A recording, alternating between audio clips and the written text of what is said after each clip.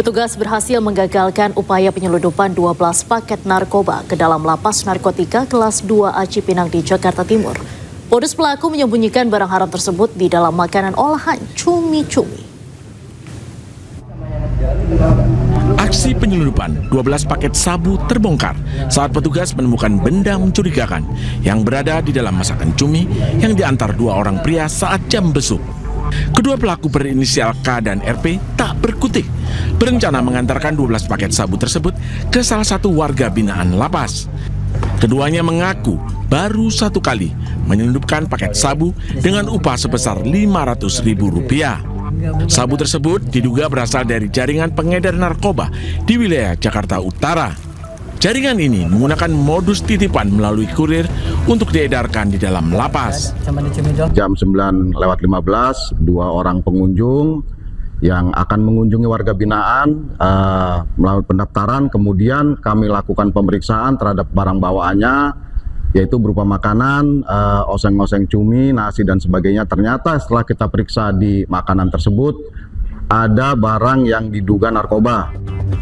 Dua pelaku yang berhasil diamankan langsung diserahkan ke Mapolres Jakarta Timur guna pemeriksaan lebih lanjut.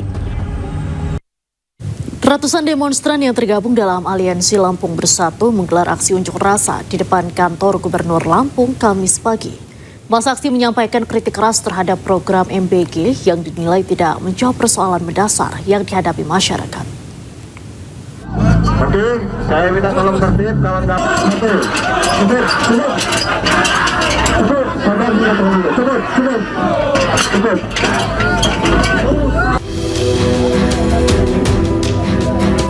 Ratusan demonstran yang tergabung dalam Aliansi Lampung Bersatu menggelar aksi unjuk rasa di depan kantor Gubernur Lampung Kamis pagi. Dengan membawa berbagai poster tuntutan, massa menilai program yang digadang-gadang sebagai solusi peningkatan gizi nasional justru berpotensi menjadi ladang penyaluran kepentingan kelompok tertentu serta membuka celah penyimpangan anggaran hingga ke tingkat daerah.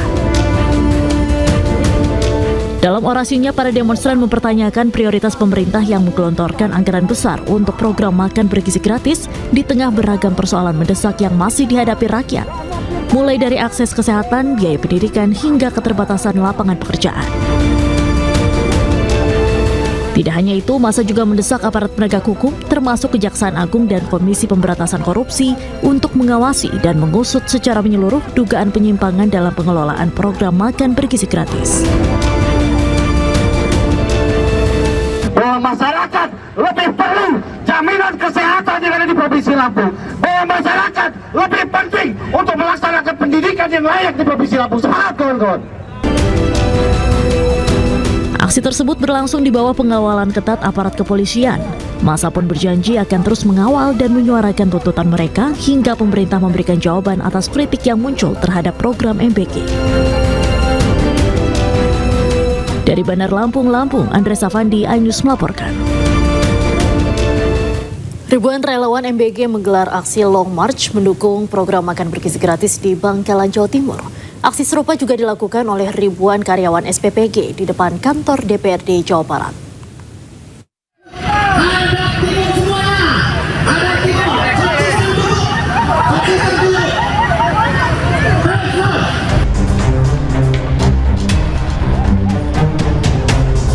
Dengan membawa berbagai poster dan spanduk, ribuan massa aksi yang didominasi emak-emak relawan program makan bergizi gratis melakukan long march dari Stadion Gelora Bangkalan ke kantor pemerintah kabupaten setempat. Mereka mendukung program makan bergizi gratis yang sudah berjalan saat ini di Bangkalan, Jawa Timur. Aksi ini juga diikuti oleh para karyawan SPPG, supplier hingga mitra atau pemilik dapur MBG. Dalam orasinya, program MBG menurut mereka telah memberikan lapangan kerja pada ribuan warga Bangkalan dan bisa menyerap hasil pertanian maupun peternakan yang menyuplai kebutuhan setiap dapur MBG. Dukungan keberlanjutan program nasional tersebut juga disuarakan keras para mama yang mengaku bisa membantu penghidupan keluarganya.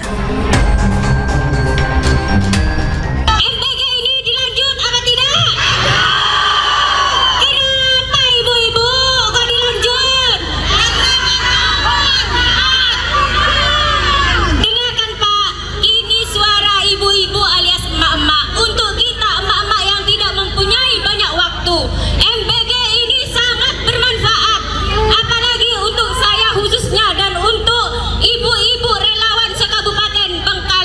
umumnya.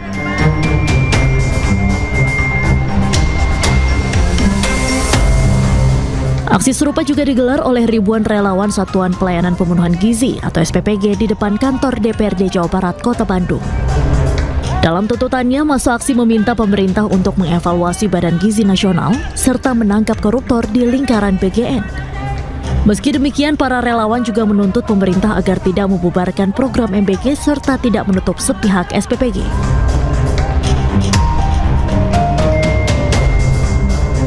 Menurut para relawan, jika SPPG dibubarkan, dampaknya akan ada PHK massal hingga membuat angka pengangguran semakin meningkat.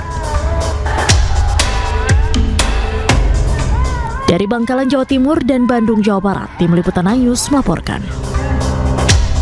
Menko Polhukam periode 2019 hingga 2024 Mahfud MD menyayangkan adanya oknum mahasiswa yang menerima uang sogokan terkait unjuk rasa mendesak perbaikan ekonomi. Sementara itu terkait pidato Presiden Prabowo soal adanya pihak yang membayar unjuk rasa, Mahfud minta Prabowo menyebut langsung siapa yang bayar. Itu memang saya terima. Mahfud MD menyayangkan adanya oknum mahasiswa yang menerima sogokan agar tidak menggelar unjuk rasa. Ia berharap mahasiswa tidak terpecah dan tetap konsisten memperjuangkan perbaikan negara. Sementara terkait pidato Presiden Prabowo soal adanya pihak yang membayar unjuk rasa, Mahfud meminta Presiden menunjuk langsung siapa pihak yang dimaksud. Saya nggak tahu, mungkin yang dibayar siapa. Yang bayar kelompok tertentu kan selama ini yang diduga bukan orang swasta ya, orang dalam, ya kan? Yang mungkin, tapi nggak tahu mestinya ya. Bahwa umumkan aja siapa sih yang dibayar, siapa yang membayar. Sampai saya nggak tahu siapa yang dimaksud. Nggak tahu saya siapa yang dimaksud. Mantan Ketua Mahkamah Konstitusi itu mengatakan kritik yang disampaikan mahasiswa selama ini umumnya dilakukan secara terbuka dengan menyebut kebijakan maupun institusi yang menjadi sasaran kritik. Dari Sleman, Yogyakarta, Heru Trijoko, iNews melaporkan. Sebelumnya Presiden Prabowo memberikan peringatan kepada pihak yang suka membayar demo. Presiden menyatakan harusnya bangsa ini kompak karena kita sedang bersaing dengan negara-negara lain. Hati-hati loh, saya kasih peringatan mereka-mereka itu, saya tahu siapa yang bayar demo, gue tahu itu. Tapi nggak ada bayar demo, ditanya anak-anak demo nggak ngerti. Mau demo apa ya? Kami dibayar 200.000. Tapi ada, saya nggak mengerti. Saudara kita ini kalau merasa apa ya? Kalau kita di dalam pertandingan gitu ya, kita jadi supporter kan, kita dukung satu tim. Ayo maju. Negara kita ini lagi bersaing sama banyak negara. Harusnya bangsa ini kompak. Kalau ada yang kurang, teman yang kurang, tim kita lagi main ya, mainnya kurang bagus ya, tetap di supporter ya. Nanti begitu sudah selesai pertandingan baru dikoreksi. Mantan Ketua BEM Universitas Gadjah Mada, Tio Ardianto siap memberikan keterangan ke polisi. Tio sebelumnya dilaporkan oleh Garda Prabowo atas dugaan penghinaan kepada Presiden. Meski belum menerima panggilan polisi, Tio mengaku tidak gentar atas laporan yang dilayangkan kepadanya. Tio mengaku akan tetap kritis terhadap pemerintah. Ia juga mengaku menerima tawaran bantuan pendampingan hukum dari berbagai pihak sebagai wujud solidaritas warga sipil dalam membela demokrasi. Tio bahkan merespon satir laporan terhadap dirinya. Saya pribadi memandang bahwa momentum ini memang bagus sekali untuk mereka yang ingin mempersembahkan loyalitasnya kepada Pak Presiden Prabowo. Dan ini saya kira dimanfaatkan dengan baik oleh mereka yang melaporkan saya.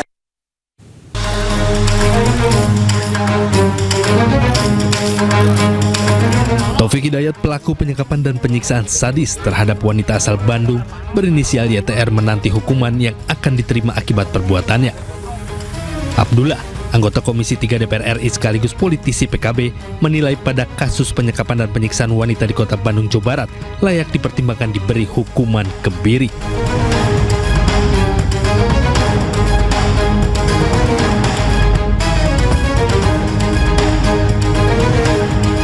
Pelaku juga diduga memiliki rekam jejak yang memiliki pola kekerasan berulang.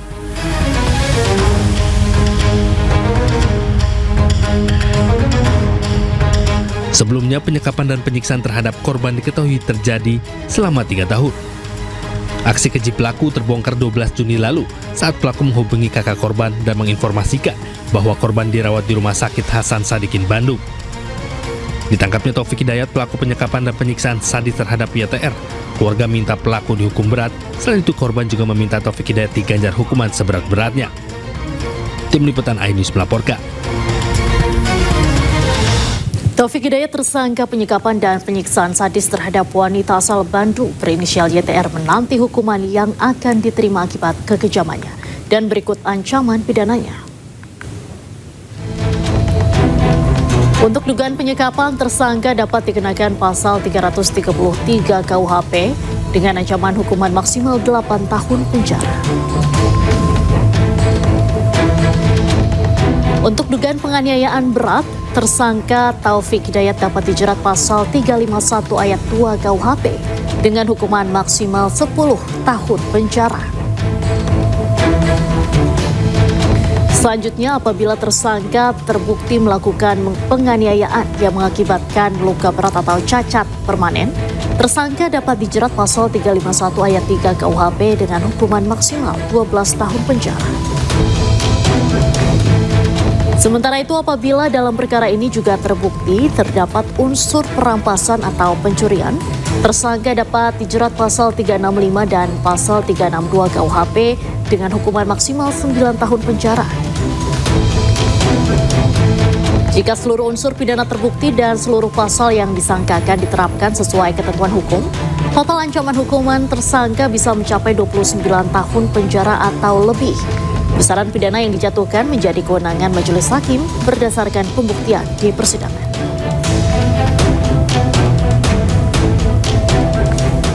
Pemirsa, hukuman kebiri kepada pelaku penyekapan dan penyiksaan terhadap wanita asal Bandung, Jawa Barat dikemukakan oleh politisi PKB sekaligus anggota Komisi 3 DPR RI. Untuk membahas lebih dalam wacana ini, kami telah terhubung dengan Gumilar Triasaputra, kuasa hukum keluarga korban, dan juga Profesor Hipnu Nugroho, ahli hukum pidana. Selamat malam, Bapak-Bapak. Selamat malam, Mbak. Selamat malam. Baik, saya ke Pak Gumilar terlebih dahulu. Pak Gumilar, saat ini bagaimana kondisi korban dan apakah sudah bisa bercerita tentang apa yang ia alami selama disekap ini? Alhamdulillah, di sore tadi saya berkomunikasi dengan pihak keluarga dari korban yang memang selalu mendampingi korban di ruangan. Progres dari kesehatan korban itu sendiri memang sangat-sangat mengalami kemajuan yang signifikan, Mbak. Tingkat kesehatan korban untuk di sore hari tadi itu sangat baik. Bahkan ada keterangan sekarang tidurnya itu bisa lebih pulas lagi gitu, Mbak. Baik, apakah ia bisa bercerita terkait dengan apa yang ia alami? Ya, kalau bercerita memang dari awal pun korban bisa diajak berkomunikasi. Hanya saja, baik itu dari kami pihak kuasa ataupun dari pihak keluarga, itu tidak ingin memberikan pertanyaan yang lebih berat terlebih dahulu. Khawatir, takut psikologisnya nanti semakin drop lagi atau bahkan teringat kejadian di masa lampau, sehingga cerita itu hanya sebatas yang ringan-ringan dulu saja. Baik. Tidak lebih mendalam dan yang diceritakan begitu, Mbak. Baik. Prof. Hipnu, kalau kita melihat kasus ini, kasus penyekapan dan juga penganiayaan berat terhadap korban, seberapa berat nih konsekuensi hukum yang bisa dihadapi pelaku? Bahkan ada beberapa yang mewacanakan pelaku ini harus dihukum seberat-beratnya dan bahkan sampai hukuman kebiri. Ya, begini Mbak, ini memang menarik ya, ini kejahatan yang cukup sadis, tidak berkemanusiaan ya. Kalau kita lihat ancaman undang-undang. Tadi redaksi kita koreksi itu KUHP lama itu. KUHP lama. KUHP baru itu diatur di dalam pasal 66 sampai 469. Nah, itu. Dan hukumannya lebih ringan, Mbak, kalau kita lihat di dalam KUHP baru.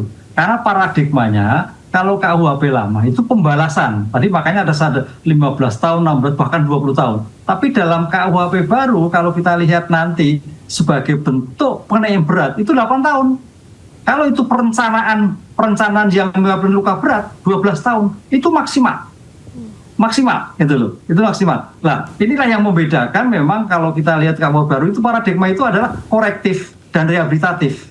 Kalau KUHP lama adalah pembalasan. Nah, sekarang pertanyaannya, bagaimana untuk memaksimalkan ini? Disinilah nanti penyidik harus bisa melakukan suatu pengungkapan bahwa selama 3 tahun itu dilakukan tindakan-tindakan kejahatan yang berulang-ulang. Berulang-ulang, baik itu penganiayaan fisik, penganiayaan mental, mungkin kekerasan seksual. Itu bisa. Kalau dalam ilmu hukum, Pak Gumilar, ada istilahnya forgeset handling. Nanti loh, ada perbuatan berlanjut. Nah, perbuatan berlanjut dalam 3 tahun itu berapa kali? Nah, itulah yang saya kira nanti penyidik harus mengungkapkan. Bisa, monggo nanti. Ini karena ini pembelajaran ya, bisa 5 kali, 7 kali, bisa lebih, saya kira itu. Nah, dengan di situ nanti kita lihat kalau dalam konteks hukum kita, dalam berbarengan perbuatan itu adalah yang terberat ditambah sepertiga. Artinya berapa? Dari 12 tahun ditambah sepertiganya. Kan itu kalau kita lihat KUHP baru sebagai pidana pokok. Nah, Mbak, tadi kalau kita lihat bagaimana, apakah ada pidana lain? Ada. Pidana tambahan, seperti yang disampaikan Komisi 3. Pertanyaannya, permasalahannya, pidana kebiri itu terhadap kekerasan anak, bukan orang dewasa. Pertanyaannya, korban ini masuk anak atau orang dewasa? Nah, itu kebiri. Nah, itu yang saya kira nanti dideteksi betul dari suatu perkara ini kalau anak masuk kebiri. Tapi kalau tidak agak sulit. Nah, nanti DPR harus merubah kembali PP 2022 tadi tentang pidana kebiri itu tidak hanya korban anak, tapi juga korban dewasa. Ini saya kira suatu bentuk keseimbangan dengan dinamika korban kejahatan sekarang. Gitu. Baik. Kalau Prof, Pak Gumilar, Anda melihat hukuman yang bisa diterapkan ke pelaku ini kan bisa dikatakan cukup ringan gitu, hanya 8 tahun. Anda melihatnya bagaimana? Kalau kami dari segi kuasa hukum keluarga korban, memang sangat berharap dari penyidik dapat mengungkap lebih dalam lagi. Sebagaimana penjelasan dari Bapak barusan itu memang saya sangat sependapat sekali, Pak. Jadi semoga memang penyidik itu bisa mengungkap selain kekerasan fisik yang dilakukan oleh tersangka kepada korban, kami pun berharap kekerasan psikis apa-apa saja yang memang dilakukan oleh tersangka kepada korban. Sehingga penyidik nanti dapat menerapkan beberapa opsi pasal yang nantinya akan dipilih oleh jaksa ataupun oleh majelis hakim dalam menentukan hukuman yang sangat layak dan setimpal bagi tersangka itu sendiri, Mbak. Baik, Pak Gumilar, selama ini kan korban 3 tahun disekap oleh Taufik Hidayat begitu. Kenapa korban tidak bisa kabur atau melawan pelaku? Sudah dilakukan, Mbak. Itu memang dari sebetulnya secara psikologis korban pun tidak nyaman atau bahkan tidak manut sepenuhnya kepada tersangka. Hanya saja korban tidak mempunyai kuasa dan tidak mempunyai daya paksa untuk melarikan diri, Mbak. Karena memang berbagai macam faktor, baik itu kekerasan fisik yang dilakukan oleh tersangka kepada korban ataupun kekerasan psikisnya. Nah, itu yang memang perlu didalami nanti di penyidikan, kekerasan apa saja sehingga memang dari korban itu sendiri itu seolah-olah memang sangat sulit untuk melarikan diri dari penyekapan yang dilakukan oleh tersangka.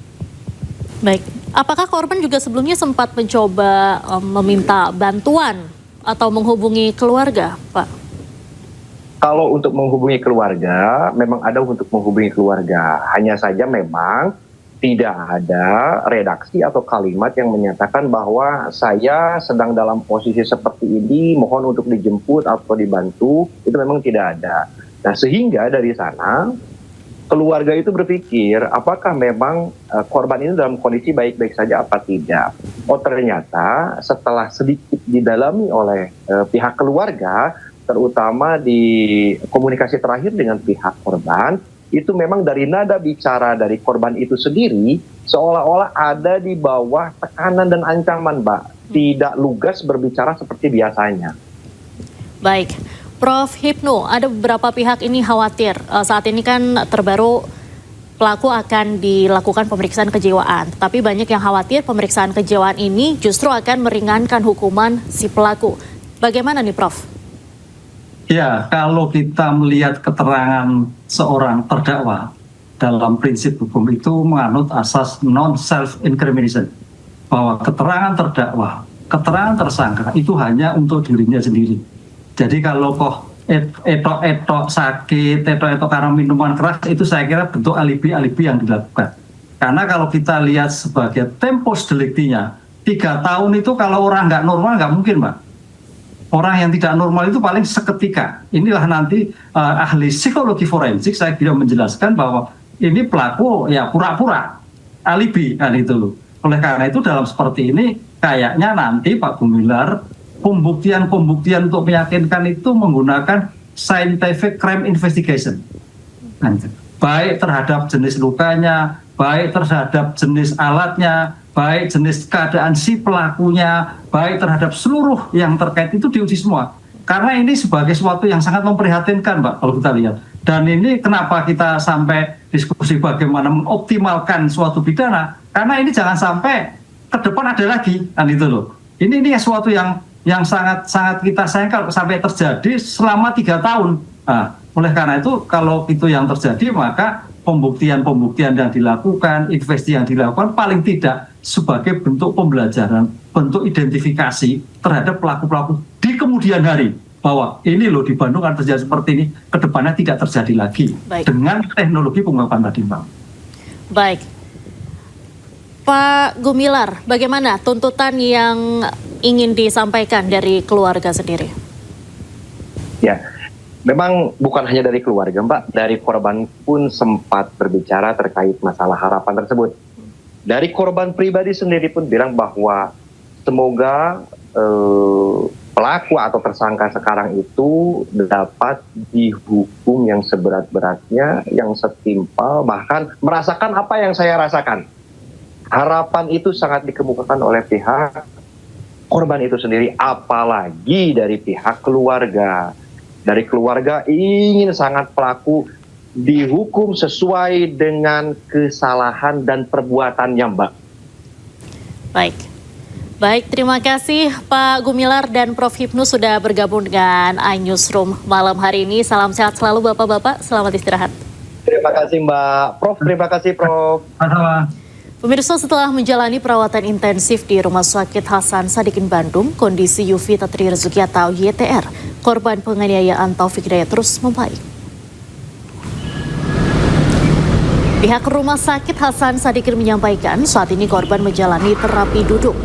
Meski demikian, pihak rumah sakit masih terus berusaha untuk merawat Yufita pasca kritis. Rencananya pihak rumah sakit akan mengambil langkah operasi plastik jika kondisi korban sudah membaik.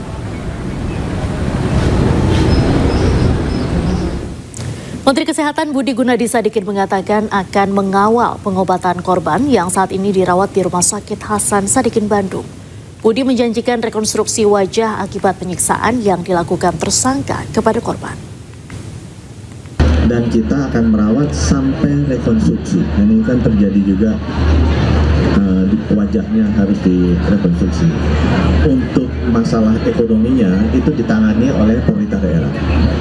Untuk masalah sosialnya itu ditangani oleh Kementerian PPA, ya, Perlindungan Perempuan dan Anak, dan kita bertiga sudah berkoordinasi. Ya. Saya pribadi dan sebagai Menteri Kesehatan merasa sangat sedih. Ya. Harusnya hal-hal ini tidak terjadi lah di Indonesia.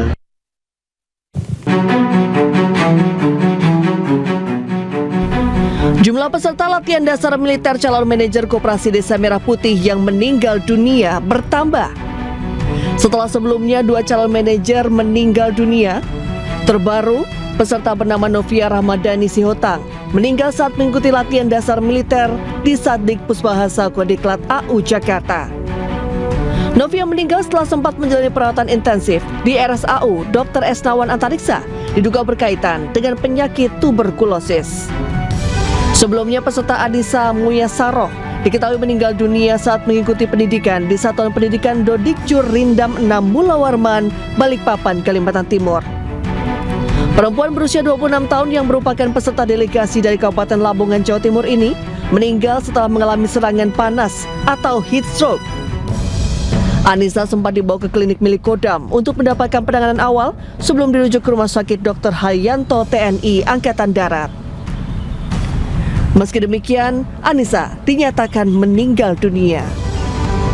Satu orang lainnya yakni Yonanda Muhammad Taufik meninggal dunia saat tengah mengikuti pendidikan di Satuan Pendidikan Puslatpur Kodiklat AD Batu Raja, Sumatera Selatan. Yonanda mengalami penurunan kondisi kesehatan pada 17 Juni lalu dan sempat mendapat penanganan oleh tenaga kesehatan satuan sebelum dirujuk ke rumah sakit.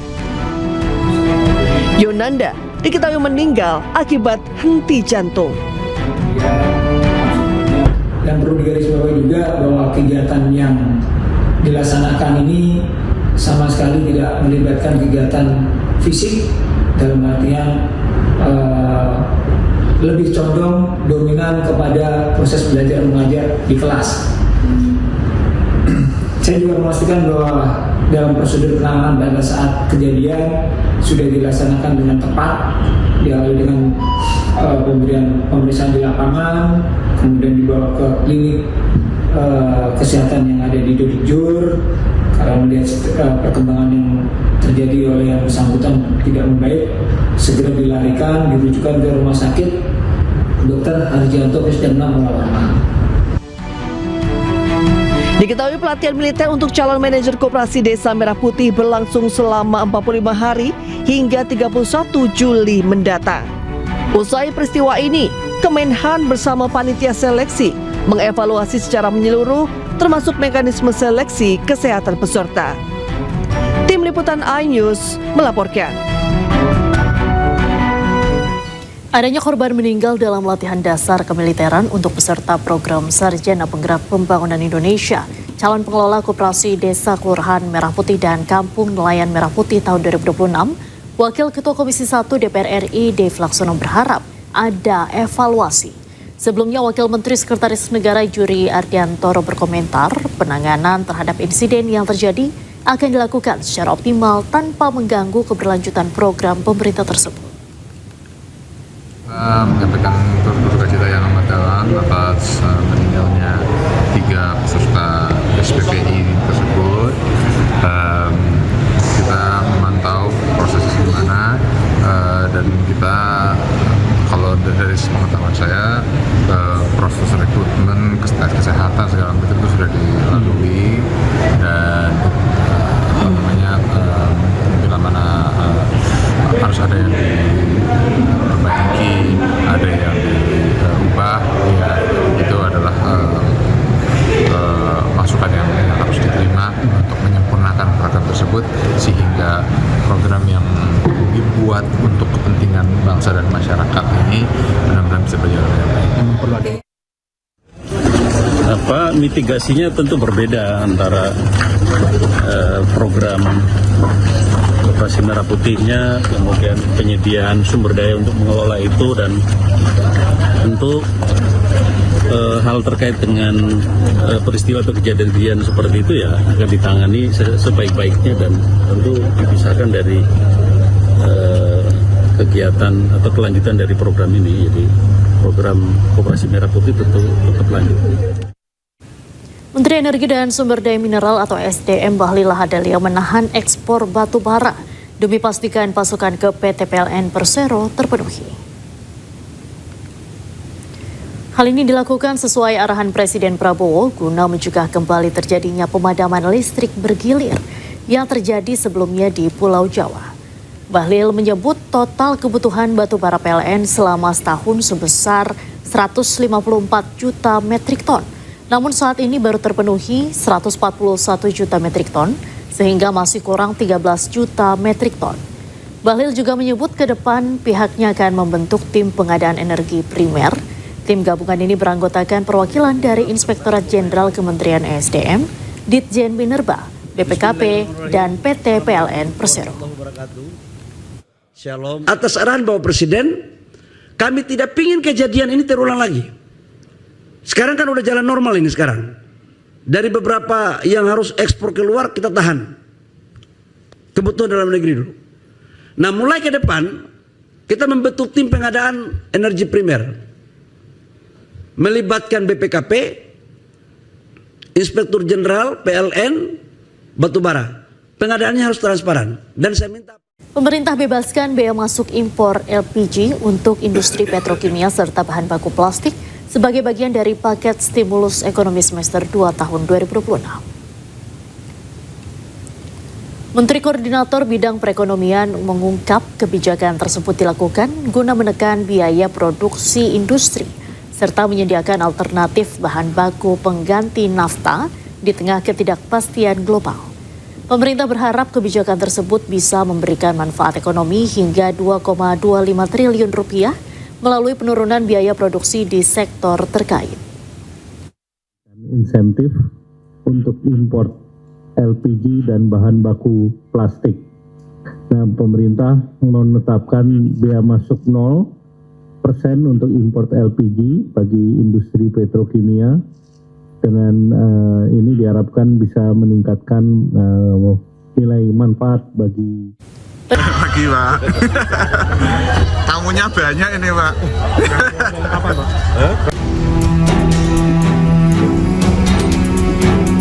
Presiden ke-7 Republik Indonesia mengaku akan memulai agenda safari keliling Indonesia pada hari Jumat 26 Juni 2026. Provinsi Lampung akan menjadi tujuan pertamanya. Jokowi menyampaikan dirinya akan berangkat ke Lampung pada Jumat pagi. Diketahui Joko Widodo dijadwalkan melakukan kunjungan ke Provinsi Lampung selama 3 hari, mulai tanggal 26 hingga 28 Juni 2026. Dalam agenda tersebut, Jokowi akan mengunjungi sedikitnya 7 kabupaten dan kota di Lampung.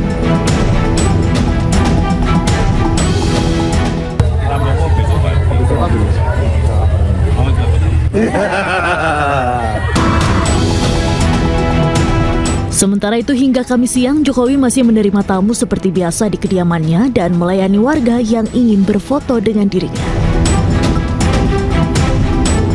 Sebelumnya rencana Jokowi keliling Indonesia sempat ia ungkapkan sejak akhir Mei lalu. Ia menyebut akan melakukan safari kerja keliling Indonesia setelah kondisi kesehatannya pulih 100%. Dari Solo, Jawa Tengah, Septiantoro, iNews melaporkan. Sidang pra-peradilan Roy Suryo, tersangka dugaan fitnah dan pencemaran nama baik terkait ijazah Presiden ke-7 Joko Widodo akan digelar pada Senin pekan depan.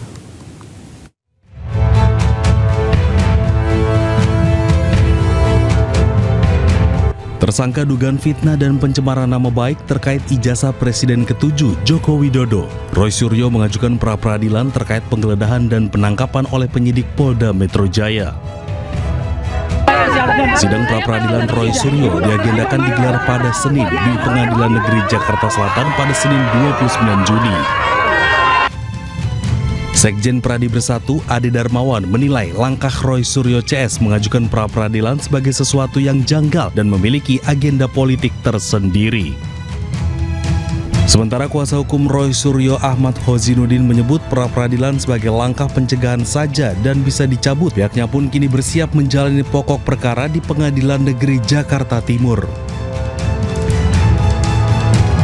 Ini ada apa ini?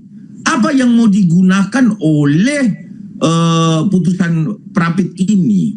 Apakah ini pintu masuk atau ada sesuatu di sini untuk digunakan putusan ini?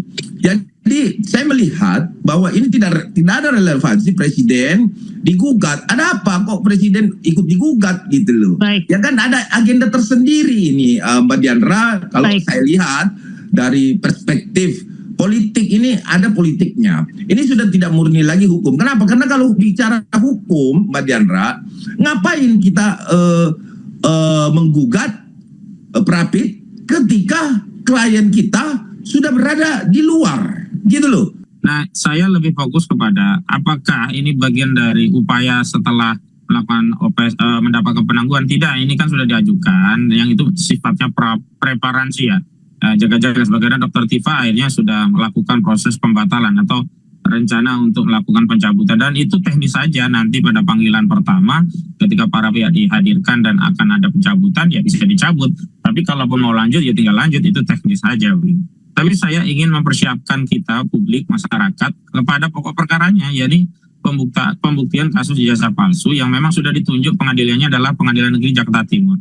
Sehingga ada dua hal yang mungkin terjadi, bisa saja nanti berkas dilimpahkan sehingga proses pra peradilan dengan gugur karena pokok materinya sudah menjadi satu kesatuan yang sedang diproses di perkara pokok, atau yang kedua memang nanti bisa menunggu pra peradilan sampai ada putusan sepanjang tidak ada proses pencabutan di tengah jalan. Sebelumnya, 2 tersangka kasus dugaan pencemaran nama baik dan fitnah ijazah Joko Widodo, Roy Suryo dan Dr. Tifa tidak ditahan. Kejaksaan Negeri menangguhkan penahanan keduanya.